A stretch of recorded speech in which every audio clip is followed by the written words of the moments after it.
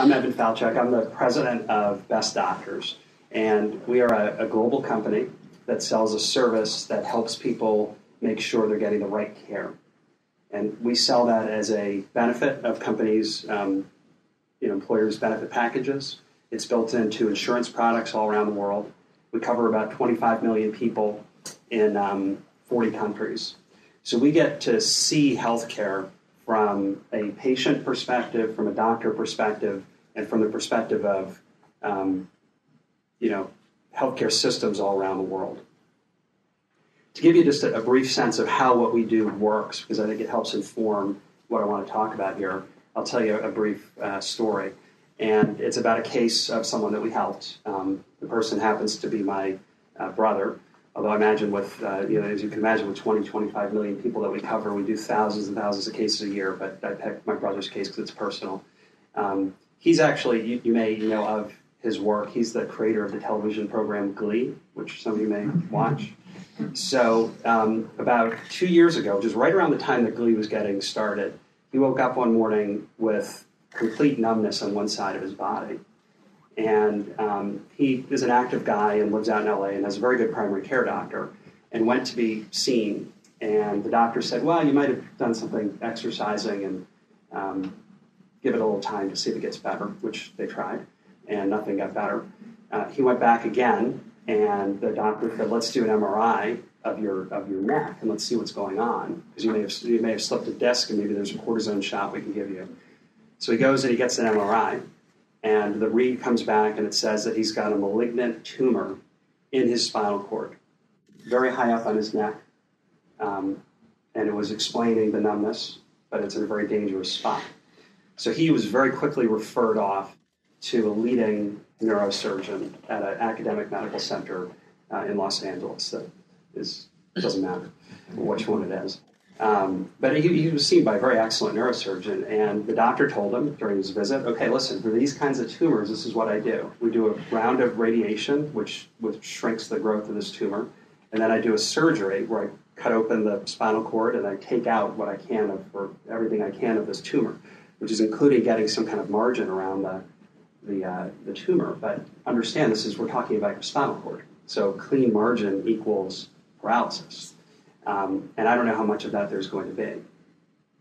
So that was his visit with his doctor. This all happened in almost a couple of days. And at that point, that's when my brother had the good sense to call Best Doctors, to call me and say, can you help?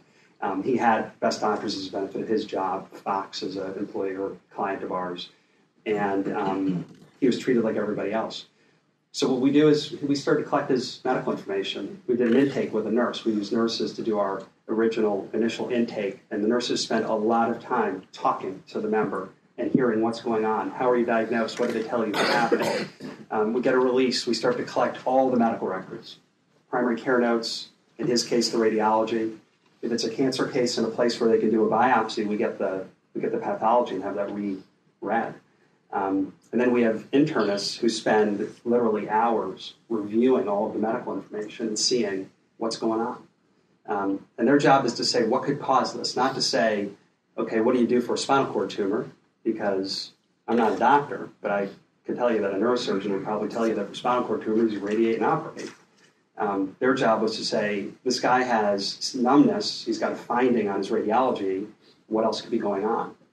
And when they look through all his materials, it turns out that we have a family history, which was in his primary care record, of these malformed blood vessels called cavernous hemangiomas that appear in our, I've got one in my brain. My father has dozens of them in his brain. My grandfather, who lived to 101, had hundreds of them, never had a problem. And we found an expert from our Best Doctors database to say, how do you know? In a case like this one, he's got these findings in his family history. Could it be one of these malformed blood vessels? So when you present that to an expert, it's an easy answer. Expert says, you better believe it could be. Don't radiate. If you radiate, that thing is probably going to bleed. And if it bleeds, it's going to cause the problems you're afraid of. What you need to do is an MRA, a different kind of imaging study, which will allow you to see exactly what this is. That's what we delivered back to my brother and to his treating doctor. And when the neurosurgeon saw that, they immediately stopped everything and said, let's get the MRA. And it was exactly what he had. was one of these malformed blood vessels. Now, he still needed surgery to fix that, and he still needed to undergo a risky procedure, but it was with a different type of neurosurgeon, right? He certainly didn't need the radiation, and he certainly avoided being in a situation where if he had survived the radiation, being in surgery, and they open him up and they say, boy, I expected to see a malignancy here, and instead it's a different thing that I'm not prepared for, just a bad situation. So his case is, to me, a microcosm of the issue, which if you're interested in trying to figure out how to do business in healthcare, is you have to understand what the problem is in healthcare. And from what we see at Best Doctors and the experience of people all around the world is that the biggest obstacle to good quality medical care is the amount of time that doctors and nurses are allowed to spend with their patients. And it happens because there has been an overwhelming fixation on money as the primary driver of deciding whether care is good or not.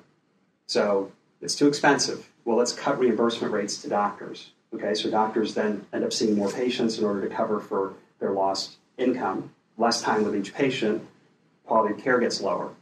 And I've got some statistics that I'll show you. But that, to me, is the fundamental issue that needs to be grappled with in considering what the entrepreneurial opportunities are in healthcare. Now, the data that you see on the screen, which you can't read, but you'll be able to when you receive these slides tomorrow, talks about the fact that there are studies that show that around 15 to 20% of people end up with incorrect diagnoses of one kind or another. And about half have problems with treatment selection. If you look at that pie chart, if you add up the numbers, about 3/4 of the people that call Best Doctors, and it's all voluntary, are calling us because they're trying to decide among multiple treatment options and aren't sure what to do. So they've been diagnosed, they've been told they need radiation, or chemo, or surgery, and it's kind of up to them, which is the norm, but it's a very difficult place to be as a patient. So the time that doctors don't have with their patients is time that they can't spend with them, helping them navigate through the system. The other problem that patients have is access. How do you figure out who a good doctor is? You know, I think the data that's out there, I know my company's called Best Doctors, and I'm not saying that we know what the answer is. And I'll tell you, my brother was treated by some excellent doctors who just got it wrong. But how do you, if you need to sort this out, figure these things out? I think a lot of the tools that are available to consumers are poor. If you look at healthcare.gov, which is looking at hospitals, not doctors at this point, although I think they're coming out with something soon on this, and you look at the way they measure healthcare quality, you actually can't tell the difference. I don't mean to differentiate with the members of the the Massachusetts Hospital Association, but the Brigham and Women's is an outstanding teaching hospital here in Boston. And the Hallmark Medical System up in, Medford and Melrose is also a very good community hospital. But on healthcare.gov, those two hospitals are completely indistinguishable, which defies common sense. And if, as a consumer, I'm trying to use these tools to navigate the healthcare system, I'm being very poorly served by government for sure, but by anybody who says, oh, go there, that'll help you. And I think it's a tragic situation. The issue of quality, once again, there was a very interesting study that came out in the, I believe it was the American Journal of Medicine. They did a secret shopper study of doctors at teaching hospitals in Chicago. And they sent actors in who were very well trained at presenting themselves as being sick and told them to present with certain illnesses and to raise in the course of the interview they had with their doctor red flags, things that should have caused the doctor to say, whoa, wait a minute, what's going on here? And in an extraordinarily large number of cases, it was over 70% of the cases, the doctors did not catch the red flags. Not because they were not good doctors, because they all were. In fact, when they went back to the doctors and showed them the results, there was one doctor who was a senior physician at one of the leading hospitals in Chicago said, I'm shocked. But she said, what happens is that as a doctor, because of the rhythm in which we're trained to operate, when someone says something that sounds like a red flag, my instinct is to say, I don't want to go there. Because it's probably nothing, and in any event, it's going to be someone else's problem, and I can't deal with it. it's just the reality of how our system operates. Now, because Chris also mentioned the international side of our business. The big difference between the United States and other countries when it comes to healthcare, well, there's two. One of them is we pay for it a bit differently than other countries. Largely privately paid for here, although the government has a very big role in this country, which is sort of less well understood than it perhaps should be. We cover about 4 million people in Canada, single-payer system. We see almost the exact same types of problems. What they struggle with is delays to see doctors and inability to get access to diagnostic testing. So, like, my brother would never have gotten an MRI because he would have waited a month, and maybe this blood vessel would have gotten better or something. Who knows? They have much lower rates of back surgery, for example, in Canada, which is an epidemic of unnecessary back surgeries in the United States because there's a 2-year wait list for orthopedic surgery. So most people's backs get better over 2 years. Whereas in the United States, I can get back surgery. I bet I could get it tonight if I wanted it. Yeah, you could.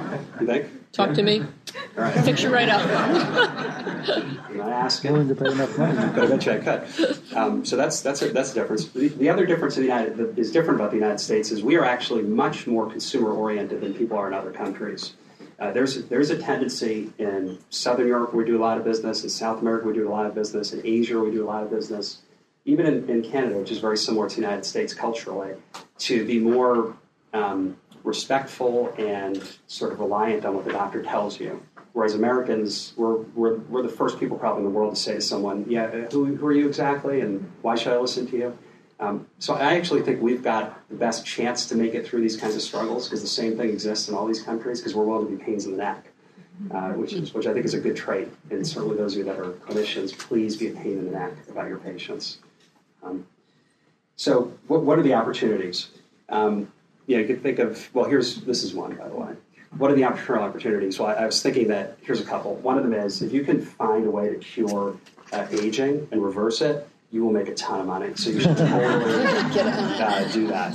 And then definitely anything where you could lose weight and stay in shape without exercising. Again, big money maker. I feel bad giving away these ideas, but this is the right place for it. But they're actually, I have the scarecrow up there because, I love this movie, as everybody does, except for people that are witches.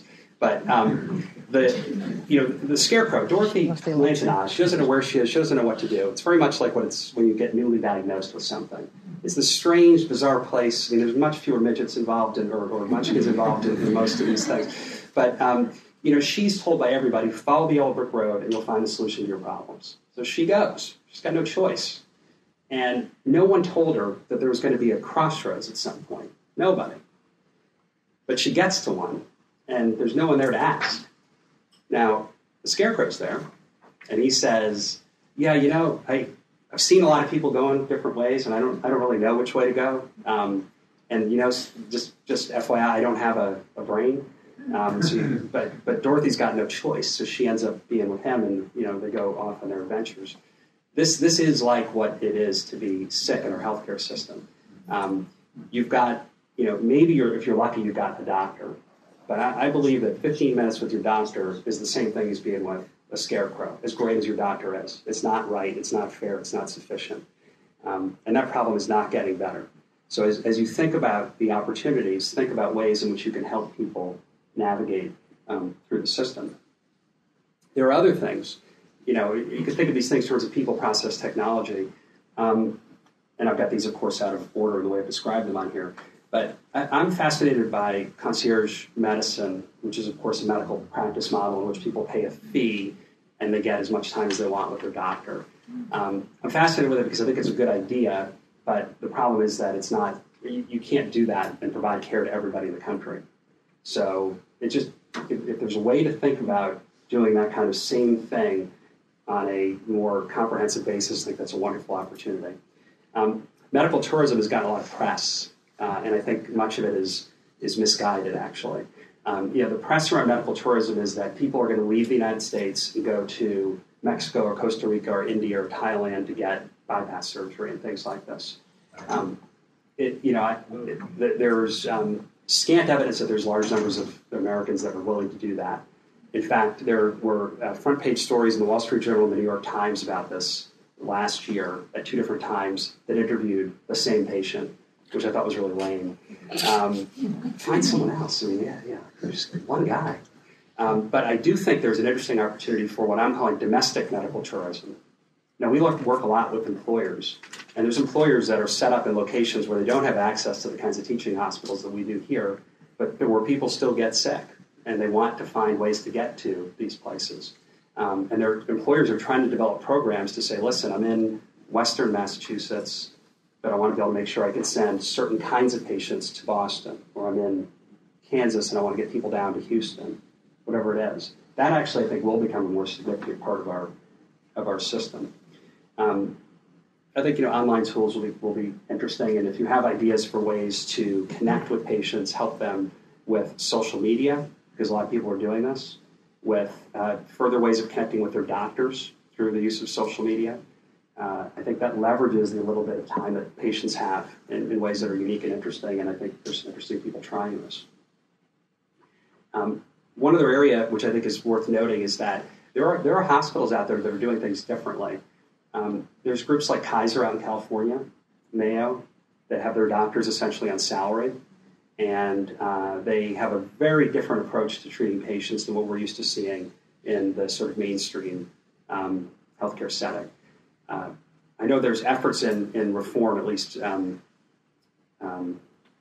rhetorically, to say, hey, let's create that kind of system here in Massachusetts and elsewhere. I don't know if it'll happen, but if you, as clinicians, as entrepreneurs, can think of ways to allow the patient to have the experience of being in a comprehensive care setting, where they've got access to all their records, they know their medical history, and they know what kinds of questions to ask, you've done something important for them. And there's a business in that, no question about it. So those are my key insights, and I hope you follow each and every one of them. But thanks very much. Thank you.